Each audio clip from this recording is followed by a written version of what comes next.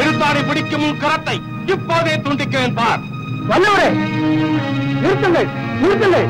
நான் சொன்னதை கேளுங்கள் வல்லவரே. பாண்டிய மன்னரே, இந்த ஜெயங்கொண்ட வல்லவர் பாடி பிழைக்கும் ஒரு புலவருக்கு முன்னால் உருவிய வாளை உலகில் இட்டால் இந்த படைச்சொல்லுக்கு ஆளாக கூடாது. எல்லோரும் ஒதுங்கியிருங்கள். வல்லவரே, என்ன இருந்தாலும் ஒரு எழுத்தாணி பிடிக்கும் புலவர். மன்னா, எழுத்தாணி மட்டுமல்ல, என் கை பிடிக்கும் வாளும் பேசும்.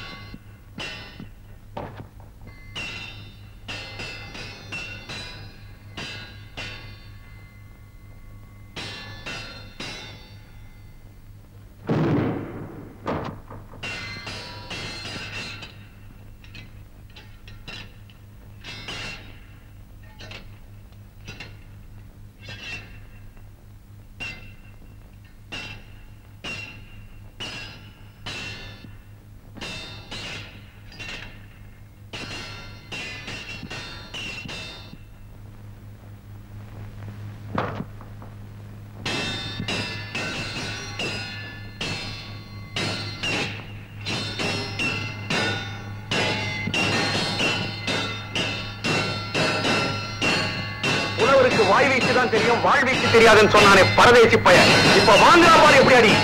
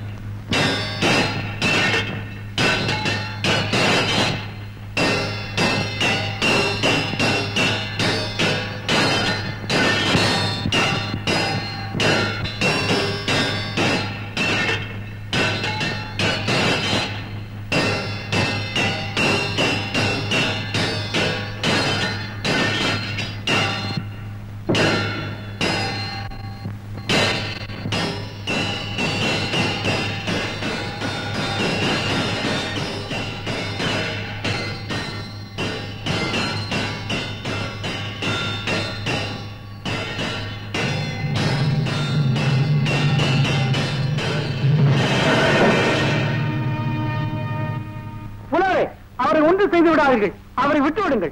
மன்னிக்க வேண்டும் அண்ணா, நான் இவரை கொண்டு விட மாட்டேன். பலவீனமானதை கொண்டான் என்று பழிச்சொல் பாண்டியருக்கு வரக்கூடாது அல்லவா?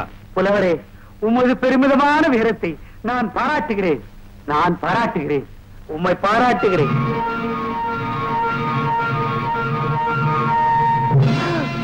சுந்தர பாண்டியன், தம்பி சுந்தர பாண்டியன், சுந்தர பாண்டியன். ஆம் அண்ணா, தங்கள் தம்பிதான். இளவரசரா? என் தம்பி சுந்தர பாண்டியன்.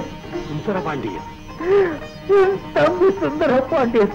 அரசே, இப்படி உணர்ச்சி வசப்படுவீர்கள் என்றுதான் இத்தனை நாட்களாக உண்மையை மறைத்து வைத்தோம். நீ இன்னமா உயிரோடு இருக்காய். பாண்டிய மன்னா, சோழ பேரரசின் உத்தரவை இப்போதே நிறைவேற்ற வேண்டும். சுந்தர பாண்டியனுக்கு கடுமையான தண்டனை விதிக்க வேண்டும். தண்டனை? சுந்தர பாண்டியருக்கு நான் அளிக்கப் போகும் தண்டனை இப்போது இந்த நாட்டின் ஆட்சி பொறுப்பை அவனோட ஒப்படைப்பதுதான். 300 ஆண்டுகளுக்கு மேலாக இந்த நாட்டை விழுங்கிக் கொண்டது அடிமைகளை சுட்டரிக்கும் சுதந்திர சுடர் தோன்றிவிட்டது. எந்த கடத்தில் சுந்தர பாண்டியன் சபையில் அடியெடுத்து வைத்தானோ அந்த கனவை இந்த நாடு விடுதலை அடைந்து விட்டது. புதிய பாண்டிய நாடு வீறு கொண்டு எழுந்து விட்டது. ஏன் கொண்டு வல்லவரே, உங்கள் சோழ மன்னர் தன் ஆட்சியை காத்துக்கொள்ள விரும்பினார். பாண்டிய நாட்டின் சுதந்திர உரிமையை மதிக்கும்படி கூறுங்கள்.